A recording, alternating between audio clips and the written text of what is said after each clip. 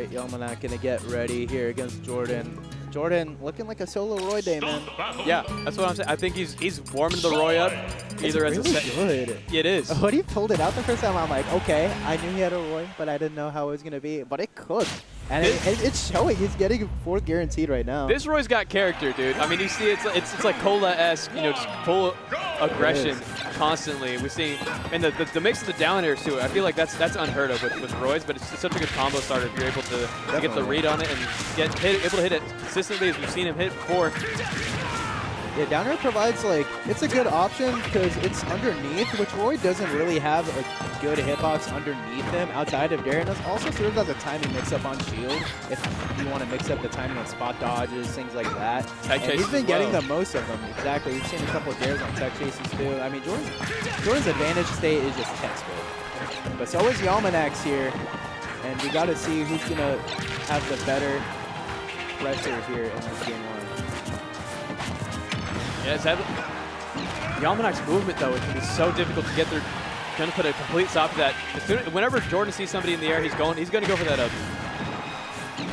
Which I feel like he's been using a lot more. I think he had to have been talking to somebody about it because we didn't see the uppy when he was going up against Boogie. We didn't see the uppy when he was playing the doubles earlier.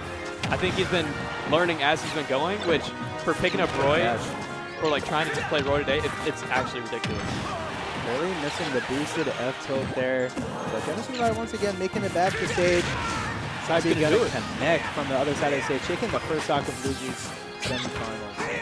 Yalmanac putting on the shield pressure though with his float cancel. It's a forward air. Not gonna be able to do it at 170%. But keeping that ledge trap, gonna be able to get that float cancel bair. Turn up in hand now. Just waiting for that Shoto combo to start. Oh, grab barely gonna miss it. There it is. Punish. 65% up on the board.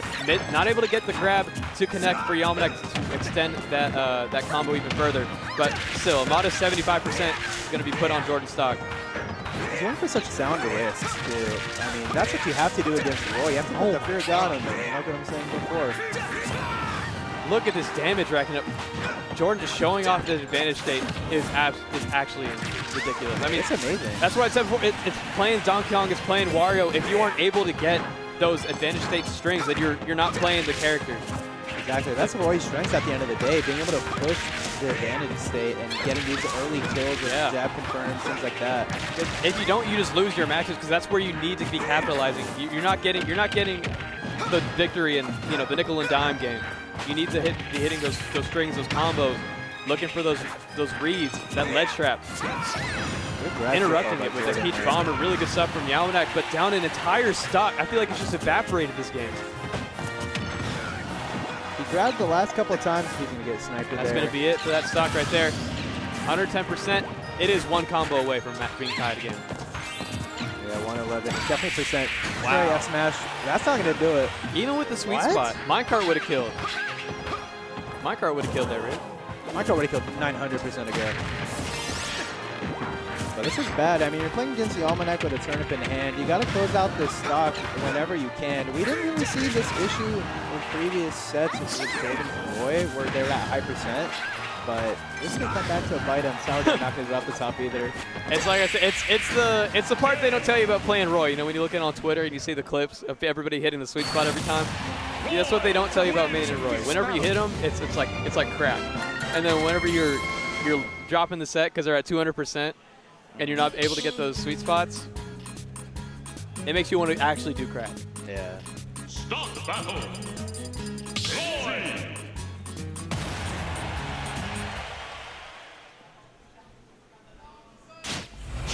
All right, game 2.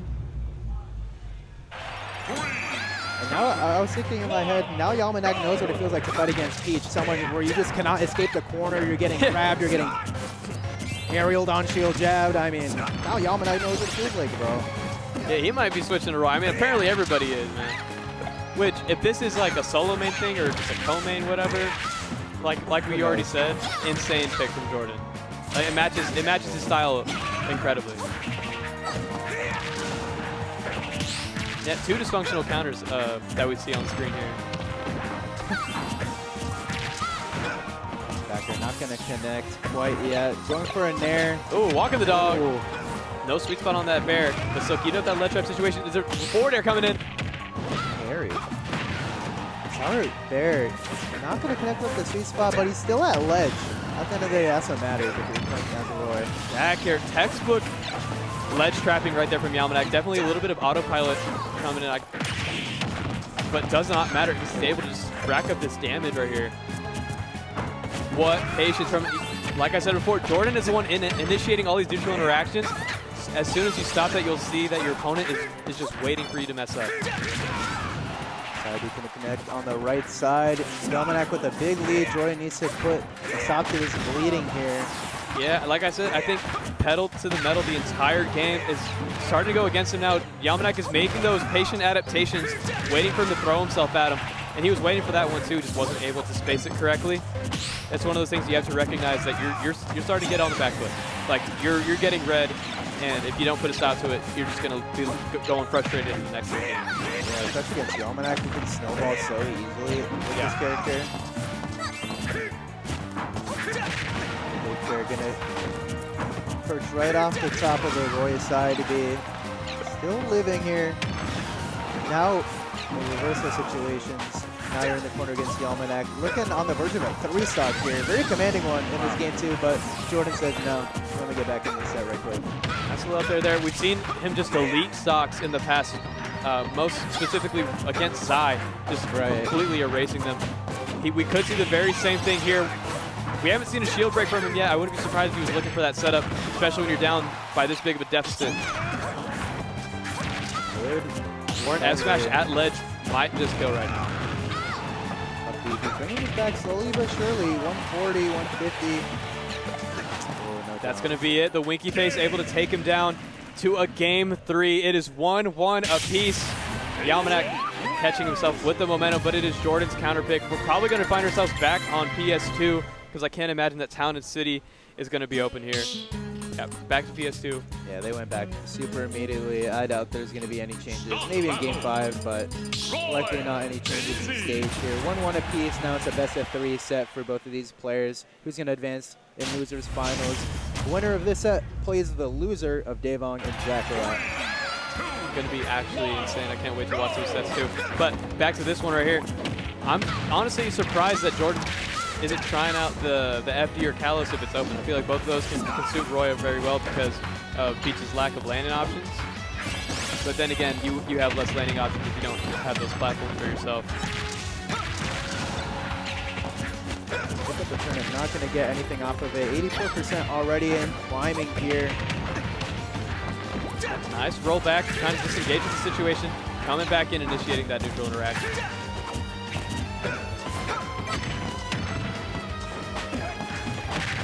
Forwarder coming in. You got to be careful. It stays out for so long there on that ledge. And it hits at such a great angle too. Like it hits right above and in front. Yeah. Like it serves as an anti-air and then, like a way you can hit someone in front. Yalmanac taking the first stock of this game 3, but he equalizes it immediately with the jab and back air. Patented. Yeah, a little bit of a bad DI on Jordan's part on that. He definitely should not have died that bear, but hey, able to even it up anyway, so it doesn't really matter. But as I say that, Yalmanac putting damage up on the board right away, 60% down there. Okay, barely gonna miss Yalmanac there. Now we're back in the ledge trapping situation. Gonna get a down air, back air. He loves that down air button, man. It do be. Because it just converts into so much for you as a Roy player. Good DI by Yalmanac to go to that platform rather than get hit by the retro side B. Oh, that was bad. Oh, that could have been it. That jab would have absolutely spelled the end of that stock there. Now Yalmanac finding himself with another stitch face. Dude, that's 2 stitch faces in one game. Another forwarder coming down. 87%, not a huge percent, right? But against Roy, I mean, a jab is going to certainly do it. That's going to do it. You either find yourself at 200 or 100 against Roy. There's no between. And maybe exactly. It's like 80 on this map right here. Oh, no joke. They're going to barely quit, but he's going to get a big extension off of it. 51, evening up the percent here. Last stock of game 3. He's going to take it. Jordan looking so strong in advantage right now. Gets the jab. No, that was a Jer right there. Pushing the advantage. Down air. That's not going to do it just yet. Need about 30% more for that one to kill. Up B, still whiffing, not able to connect with it. Yalmanac so good at spacing his aerial, so he's not caught by that up B. This game is so important. It dictates who gets that stage pick in that Game 5 scenario. See right here, nice cross up. Certainly want to get this Game 3 win. Being up 2-1, having that kind of cushion is so clutch. This last hit scenario, we'll see who prevails. Both of these guys, both the king of clutch here. He's waiting it out. Whoa! The patience exercised by Jordan there. Nice adaptations from how he's been playing before. Waiting for Yalmanac to make a move instead of being that constant first initiator. Going to be the difference maker, able to get him that second game in the set. Up 2-1 over Yalmanac now. He needs one more game to close it out. What a hot set. This has been a very entertaining set. Both of these guys, advantage state like lightning. Both of these guys exert the pressure, both with their moves. And just from moving, we saw how that last game ended. He just won this set just by moving and dancing around that shield. We've been seeing, though, it's the games that Yalmanac's winning. It's like he's absolutely dominating. Look at that turnaround on that, 77%. What a combo, 96 and counting. Just as I was saying, when Yalmanac is winning, it feels like he's so dominant over his opponent. We saw it was a 2-stock on that last game. And then whenever Jordan did win, it was a last hit scenario. So I feel like once Yalmanac got the lead, kind of like this, I feel like it's just going to be a steamroll for this game. Because Yalmanac, when he has the lead, he just does not let it go. Yeah, definitely. Jordan certainly able, we saw, to come back in these types of scenarios. Yalmanac, like you said, with the strong start to this first stock here in Game 4 of the losers semis. Let's see how Jordan's able to bring it back, or if Yalm continues to snowball his way through Game 4. Like I said, Peach is so good defensively. If she just chooses to turtle, it can be so difficult to hit her because of that mobility, because of those float cancel aerials. It can be so hard to read her if she just wants to hang out towards the sides of the stages, waiting for you to press on her shield as well. She has so many out of shield options that she can exercise, and either of them can kill you. Great Good wait there. Not going to kill just yet. That tilt from center stage, not going to conclude the stock just yet. Yalmanac still on his first stock. Wow. Jordan doing a good job choosing his times of patience and when he wants to go in now. Being able to get that stock after only taking 70% is really good going up against Peach. That's going to be it, though. Down tilt into the up B, getting caught in that tech chase situation. Yalmanac now finding himself up an entire stock once again. Jordan's going to have to find a comeback if he wants to seal it off in the Game 4. Yeah, he was up 2-1, but Yalmanac looking so in control in Game 4 right now. Not if Jordan has anything to say about it. 60% to his name.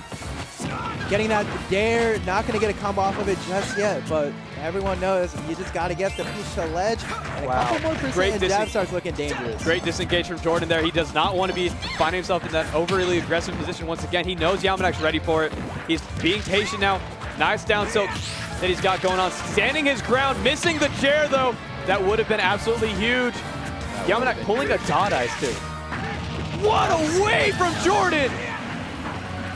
60% lead from Yalmanac here. Jordan still has some momentum. I can never count the guy out. You absolutely cannot. Another dot ice from Yalmanac though. The RNG gods themselves are wanting this man to win. What do you do about that? Yeah, RNG's just playing favorites right now. Fair. Only a 50% deficit after Yalmanac had an entire stock lead. Does Jordan have it in him to bring it up and seal it off in only a Game 4, not even go to Game 5 to get his stage pick? He says, I know I'm going to play on PS2 anyways, I'm going to seal it off right here. Another dot ice. This is ridiculous. This could be anyone's game, man. This is so dangerous. One read and it could be so over for Yalmanac. Sweet spot, going for that S-smash read once again. Not going to be able to get it. Down tilt good, keeping the space, staying patient. Getting caught in the end leg of that up air though. In the edge guard situation, can Yalmanac find a way to seal the deal, make it to Game 5 now? Peach is one of the deadliest ledge trappers in the entire game. Going for the nair and the bear, that's going to be able to seal it off. We're going to a Game 5 on PS2. Decide which of these players is going to be making their way to losers finals. Guaranteed top 3 if they win this next game. It's set so hot, Yalmanac had to take a sip of water, bro. This has been an entertaining losers semis right now. Number 1 in Houston, and I don't know the ranking. Let's say number 1 in Louisiana, at least a day. Number 3 in Louisiana. Maybe number 3, but number 1 right now. Number 1, yeah, in our heart, because he beat Zion. Zion's definitely like number 1, number 2. Yeah.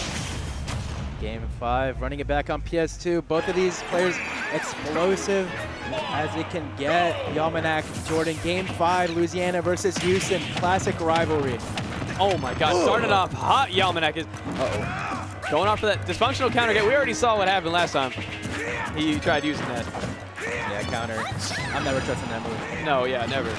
Finally hits a turnip snipe. I was wondering the next time he was going to find an interception with these turnips, getting it at such an early percent here in Game 5 when you need it the most. Dude, I love both these characters so much. Me too. And if you love Peach, then you are loving it right now because Yalmanac is steamrolling through Jordan right now. If he's able to get this next stock, it might just be an uncontested. It might just be uncontested. Great grab.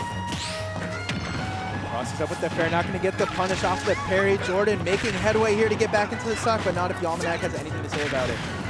Damn, Yalmanac is not letting up the pressure whatsoever.